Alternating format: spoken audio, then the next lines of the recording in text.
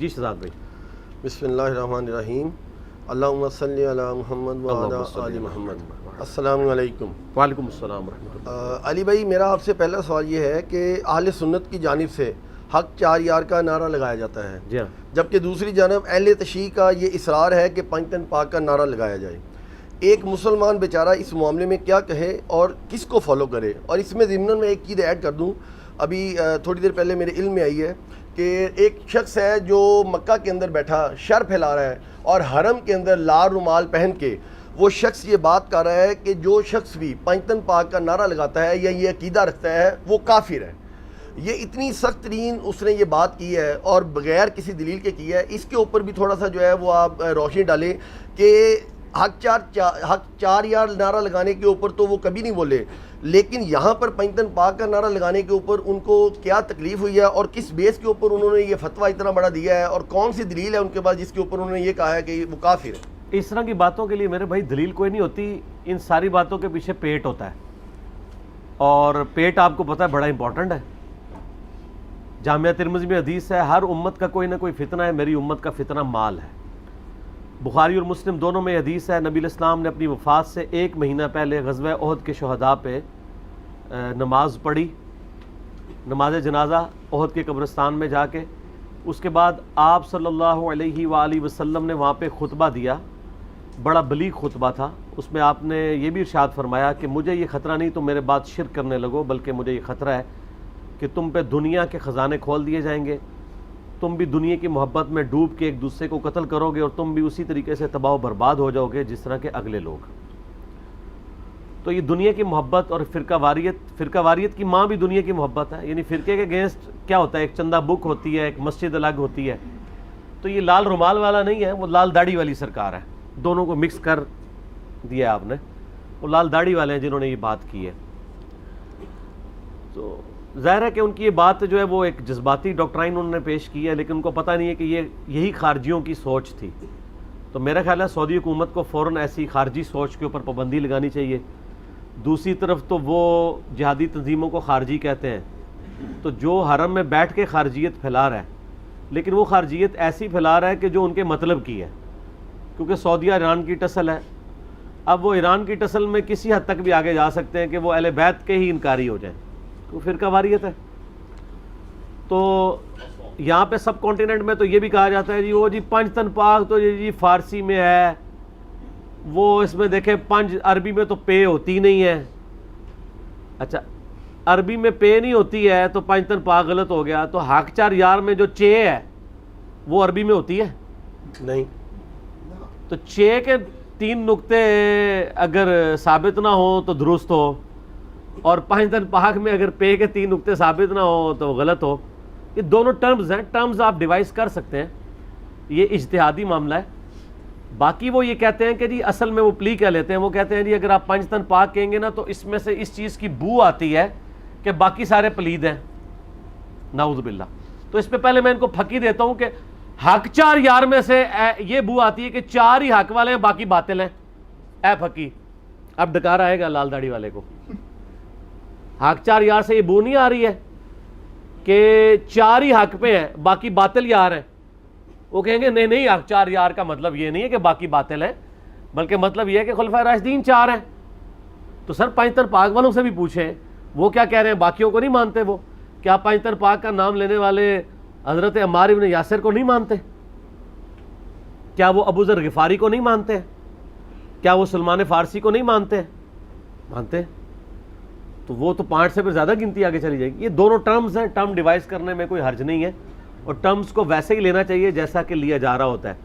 باقی اگر کسی ٹرم کو کوئی بگاڑ کے پیش کرے تو اس سے اس ٹرم کا انکار کرنا یا ان شخصیات کی توہین کرنا غلط ہے. جیسا کہ اگر کوئی کرسچن حضرت عیسیٰ علیہ السلام کے بارے میں ڈیوینٹی کلیم کرتا ہے تو اس میں حضرت عیسیٰ کی توہین تو نہیں کرنی چاہیے. یا عیسائیت کا رد کرتے ہوئے آپ اس ایکسٹریم پہ تو نہ چلے گئے کہ آپ حضرت عیسیٰ علیہ السلام کے فضائل کا بھی انکار کر دیں. قرآن پاک میں آیا نا کہ حضرت عیسیٰ علیہ السلام اللہ کی روح ہے، اور اسی سے وہ پلی لیتے ہیں کہ جی اللہ کی روح ہے تو اس کا مطلب ہے اس کا باپ تو کوئی نہیں تھا. اور اللہ کہتا ہے میں نے مریم میں روح پھونکی، جب روح پھونکی تو پھر باپ تو وہ ہوا، یعنی اللہ، نعوذ باللہ. تو تو اب آپ کہیں گے چونکہ اب یہ پلی لے رہے ہیں لہٰذا ہمیں حضرت عیسیٰ کے روح نہ ہونے کا انکار کر دینا چاہیے، تو وہ تو قرآن کا انکار ہوگا۔ تو کسی چیز کو مس یوز کرنے کی وجہ سے ان ٹرمز کا انکار کرنا، یہی تو آپ کے اوپر امتحان آتا ہے کہ آپ کیا کر رہے ہیں۔ حق چار یار کی ٹرم سیدنا ابو بکر، سیدنا عمر، سیدنا عثمان، سیدنا علی رضی اللہ عنہم اجمعین وعلیہم السلام اجمعین، جو چار خلفاء ہیں ان کے لیے ٹرم استعمال کرتے ہیں اہل سنت، بالکل ٹھیک ہے، جائز ہے، اگرچہ یہ ٹرم بعد میں ڈیوائز کی گئی ہے۔ اس طرح پانچ تن پاک کے لیے جو ٹرم ڈیوائز کی گئی ہے وہ بھی احادیث کی روشنی میں، میرا آلریڈی اس کے اوپر کلپ ریکارڈڈ ہے کہ حق چار یار کی ٹرم کہاں سے اہل سنت نے اخذ کی ہے۔ ابو داؤد ترمذی کے اندر حدیث موجود ہے، نبی صلی اللہ علیہ وآلہ وسلم نے فرمایا میرے بعد خلافت علی منہاج النبوہ 30 سال تک رہے گی۔ پھر حضرت سفینہ جو نبی علیہ السلام کے مولا تھے یعنی آزاد کردہ غلام، وہ کہتے ہیں اپنے شاگرد سے کہ بیٹا گن، ابو بکر کے 2 سال، عمر کے 10 سال، عثمان کے 12 سال اور علی کے 6 سال، اور یہ جو علی کے 6 سال ہیں یہ راؤنڈ آف کر کے 6 مہینے سیدنا حسن ابن علی کے بھی شامل ہیں۔ تو ابو داؤد کے الفاظ ہیں 4646 نمبر حدیث انٹرنیشنل نمبرنگ کے مطابق، وہ شاگرد کہتا ہے کہ بنو امیہ بنو زرقہ تو کہتے ہیں کہ علی علیہ السلام تو خلیفہ نہیں ہے بلکہ خلافت ان میں ہے۔ تو حضرت سفینہ کو غصہ آتا ہے اور وہ کہتے ہیں کہ یہ تو ان کی پیٹھ سے جھوٹ نکلا ہے جہاں سے ہوا خارج کرتے ہیں۔ حق تو یہ ہے کہ بنو امیہ کی اپنی حکومت شریر ترین بادشاہت ہے روئے ارض کی، یہ جامع ترمذی میں الفاظ ہیں۔ اور اگر آپ مسند ابی داؤد 43 میں جائیں تو اس کے آگے الفاظ ہیں کہ وہ شاگرد پوچھتا ہے کہ اگر خلافت راشدہ 30 سال ہے تو معاویہ کا کیا سٹیٹس ہے؟ تو وہ کہتے ہیں معاویہ جو ہے وہ اسلام کے بادشاہوں میں سے پہلے بادشاہ ہیں، خلیفہ راشد نہیں ہے۔ اچھا، اور المصنف ابن ابی شیبہ میں ہے کہ حضرت سفینہ کہتے ہیں کہ بنو امیہ کی حکومت شریر ترین بادشاہت ہے اور ان شریر ترین بادشاہوں میں پہلا بادشاہ معاویہ ابن ابی سفیان ہے۔ یہ کون کہہ رہا ہے؟ حضرت سفینہ۔ تو یہ کہتے ہیں سلف کا فہم، تو حضرت سفینہ سلف نہیں ہے؟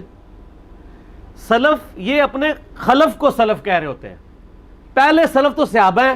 بے شک ایک بندہ 300 سال بعد آ رہا ہے اور وہ حق کے اوپر پردہ ڈالتا ہے تو اس کی دھونس ہمیں لگاتے ہیں 1400 سال بعد کہ جی وہ جی 8 سے 1200 سال پہلے فلاں امام نے یہ کہہ دیا، سلف نے یہ کہا، تو ہم کہتے ہیں وہ تو خود خلف ہے۔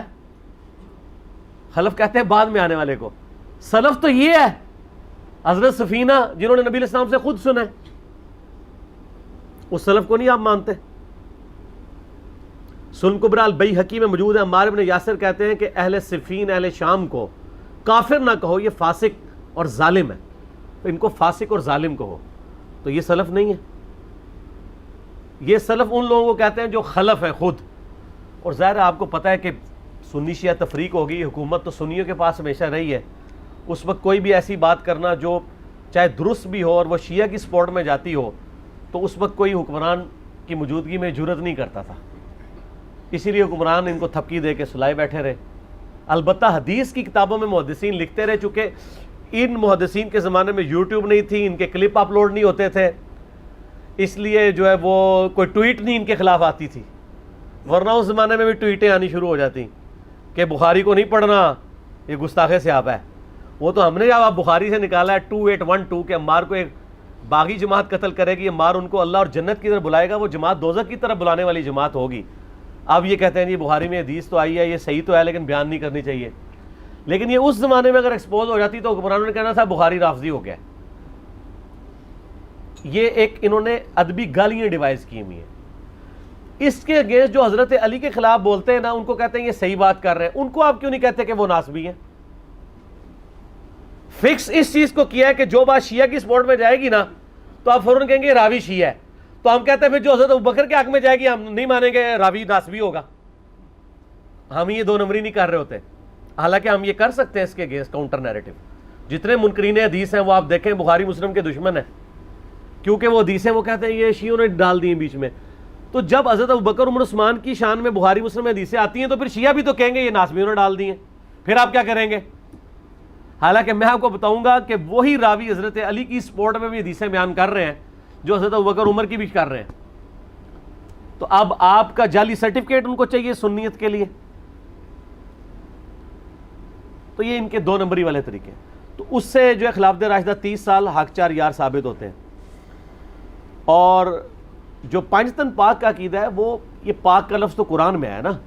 صحیح مسلم میں حدیث ہے کہ نبی علیہ السلام, اور اما عائشہ راویہ ہیں اس کی, اما عائشہ کہتی ہیں کہ نبی علیہ السلام ایک دن اپنے گھر سے اس حال میں نکلے کہ آپ نے کالے رنگ کی چادر اپنے سر پہ اوڑھی ہوئی تھی جس پہ اونٹ کے کجاووں کی شکل کی, ہنڈیا کی شکل کی چیزیں یعنی اس پہ بنی ہوئی تھی, نقش و نگار. تو اتنے میں حسن ابن علی آئے تو نبی صلی اللہ علیہ وآلہ وسلم نے انہیں اپنی چادر کے نیچے لیا. پھر حسین ابن علی آئے, ان کو لیا. پھر سیدہ فاطمہ آئیں اور سیدنا علی آئے. ان چاروں کو اپنے ساتھ اس چادر کے نیچے لے کے, سر اس طرح کی محبت کا اظہار دنیا میں کبھی کسی خاندان کے سربراہ نے اپنے بیوی بچوں کے لیے کیا ہے؟ نہیں. بہت ایکسٹراڈنری. تو آپ علیہ السلام نے پھر آیت تلاوت کی, سورہ احزاب آیت نمبر 33, انما یرید اللہ لیذھب عنکم الرجس اہل البیت ویطہرکم تطہیرا. اے نبی کے گھر والو, اللہ تو چاہتا ہے تم سے ہر طرح کی ناپاکی دور کر دے اور تمہیں خوب صاف ستھرا کر دے. مسند احمد میں اسی طرح کا ایک اور واقعہ ہے, وہ ام سلمہ روایت کر رہی ہیں. وہاں بھی یہی بات رپیٹ ہوئی, یہی آیت تلاوت کی. تو ام سلمہ نے کہا یا رسول اللہ میں بھی تو آپ کی بیوی ہوں, تو میں بھی آپ کے اہل بیت میں شامل ہوں. تو آپ نے بھی ام سلمہ کو بھی اس چادر کے نیچے لیا. لیکن ام سلمہ کہتی ہے میں چادر کے نیچے تو ضرور آئی تھی, لیکن اس سے پہلے آپ علیہ السلام اپنے بچوں, اپنے داماد اور اپنی بیٹی کے لیے جو دعا کر چکے تھے اس دعا کا حصہ مجھے نہیں ملا, وہ پہلے ہی کر چکے تھے. تو یہ ایک ایکسٹرا آرڈنری ایک فضیلت. تو اس کی وجہ سے پانچتن پاک کا عقیدہ آیا کہ بھئی یہ 5 ہستیاں, اور پھر یہ 5 ہستیاں ایسی ہیں جو سنی اور شیعہ کے درمیان کنٹروورشل نہیں ہیں. کیا سنی نہیں مانتے ہیں؟ نہیں مانیں گے تو کدھر جائیں گے؟ نبی علیہ السلام کے گھر والوں کو نہیں مانیں گے تو کدھر جائیں گے؟ ٹھیک ہے, آل محمد کا, ہاں جہنم میں ہی جائیں گے, ظاہر ہے جی. مسند علاقے میں حدیث ہے, میں نے بتایا صحیح سند سے, کہ اگر کوئی شخص خانہ کعبہ میں حجر اسود اور مقام ابراہیم کے درمیان نمازیں پڑھتا رہے اور روزہ رکھتا رہے لیکن اہل بیت کے بکس کے ساتھ مرا تو سیدھا دوزخ میں جائے گا. المستدل الحاکم میں 4712 نمبر حدیث ہے, اور اس کا ثبوت قرآن بھی ہے. قرآن کی آیت ہے سورہ احزاب کی آیت نمبر 57, ان الذین یؤذون اللہ ورسولہ لعنہم اللہ فی الدنیا والآخرہ. بے شک جو لوگ اللہ اور اس کے رسول کو تکلیف دیتے ہیں ان پہ لعنت ہے دنیا اور آخرت کی زندگی میں. وَأَعَدَّ لَهُمْ عَذَابًا مُهِينًا, اور اللہ نے ان کے لیے دردناک عذاب تیار کر رکھا ہے. تو قرآن میں ہے. تو نبی علیہ السلام کو اذیت دینا, اس میں کون کون سی چیزیں شامل ہوں گی؟ پہلے نمبر پہ کسی شخص کی اذیت یہ ہے کہ آپ اس کی اولاد کو اذیت دیں.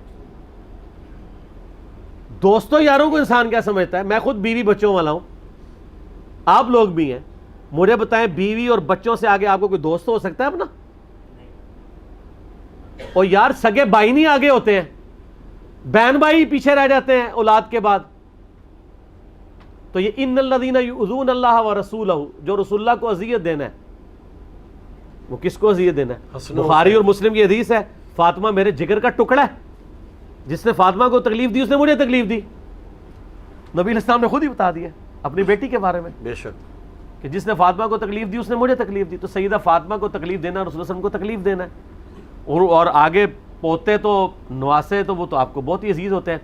اس میں ایک بات کروں گا جو ان کے لیے بہت بڑی پھکی ہے. صحیح بخاری میں حدیث ہے, واشی نے فتح مکہ کے موقع پر اسلام قبول کر لیا. ویسے تو بھاگ کے وہ طائف چلا گیا تھا. حضرت بلال حبشی بھی چونکہ حبشی تھے, واشی بھی حبشی تھا, تو حضرت بلال حبشی جہاں باقی لوگوں نے اپنے رشتہ داروں کے لیے امان حاصل کی فتح مکہ کے موقع پہ, تو انہوں نے بھی حضور سے کہا کہ رسول اللہ میں بھی اس کو امان دینا چاہتا ہوں, میں اس کو قائل کر لوں گا کہ وہ اسلام قبول کر لے. کیونکہ سورہ توبہ میں آیات نازل ہو چکی تھی کہ اب جن لوگوں نے ایمان نہیں قبول کیا وہ عرب کی سرزمین چھوڑ کے چلے جائیں, ادروائز وہ قتل کیے جائیں گے, عذاب استیصال آئے گا ان پہ. تو واشی تیار ہو گیا, حضرت بلال نے لا کے حضور کے سامنے پروڈیوس کر دیا صلی اللہ علیہ وآلہ وسلم. آپ نے پوچھا واشی یا رسول اللہ قاتل حمزہ, یا رسول اللہ فرمایا تیرا اسلام قبول کرتا ہوں, لیکن کیا تو ایسا کر سکتا ہے کہ مجھے اپنی شکل نہ دکھانا بعد میں. کسی نے نبی علیہ السلام کو یہ مشورہ نہیں دیا کہ حضرت حمزہ کو شہید ہوئے اس وقت 8 سال ہو چکے تھے, 5 سال, کیونکہ یہ 8 ہجری میں فتح مکہ ہوا ہے، 3 ہجری میں غزوہ احد۔ 5 سال پہلے حمزہ شہید ہوئے ہیں، اور یا رسول اللہ سوگ تو 3 دن ہوتا ہے، آپ 5 سال سے غم حمزہ منا رہے ہیں، ہمیں کہتے ہیں غم حسین منا رہے ہیں، تو یہ غم حمزہ کیوں منایا جا رہا ہے؟ اور اس لیول پہ منایا جا رہا ہے کہ مجھے شکل نہیں دکھانی۔ اگر نبی علیہ السلام حریص علیکم بالمؤمنین رؤوف الرحیم ہو کے بھی اپنے جذبات کے حوالے سے اتنے سٹرکٹ ہیں، تو کوئی کہے گا بغض وحشی ہے نبی علیہ السلام کے دل میں؟ نعوذ باللہ، نہیں ہے، لیکن اس کی تکلیف اتنی بڑی تھی کہ نہیں بلا سکتا انسان، یہ حقیقت بات ہے۔ آپ کے ساتھ بھی ایسا ہو گیا ہو، آپ بھی نہیں بلا سکتے، ٹھیک ہے؟ تو مجھے بتائیں، انسان کو اپنے چچا سے زیادہ محبت ہوتی ہے یا اپنی اولاد سے؟ اولاد۔ تو جو آل امیہ قاتلین اہل بیت ہے، ان کی شکلیں دیکھیں گے نبی علیہ السلام قیام الدین؟ نیور۔ تو پھر وہ حدیث فٹ ہوگی بخاری مسلم کی، سحقن سحقن لمن غیر بعدی، ان کو مجھ سے دور کر دو جنہوں نے میرے بعد دین کو بدل دیا۔ تو اصل کو سمجھنا چاہیے۔ تو یہاں پہ یہ حدیث اس بات کا ثبوت ہے کہ نبی علیہ السلام کے دل میں بھی ایسے لوگوں کے لیے کوئی جذبہ نرمی کا نہیں آتا، لیکن آپ نے ان کو تکلیف کوئی نہیں دی، لیکن کہا بھائی مجھے نہ اپنی شکل دکھاؤ۔ وہ پوری زندگی حضور کے سامنے نہیں آیا، اور وہ روتا تھا اس بات پہ۔ پھر اللہ تعالیٰ نے ان کے ساتھ ایک معاملہ کیا کہ اسی بخاری کی حدیث میں آتا ہے کہ جب مسیلمہ کذاب جھوٹے پیغمبر نے دعویٰ کیا تو اس کو قتل بھی وحشی نے کیا۔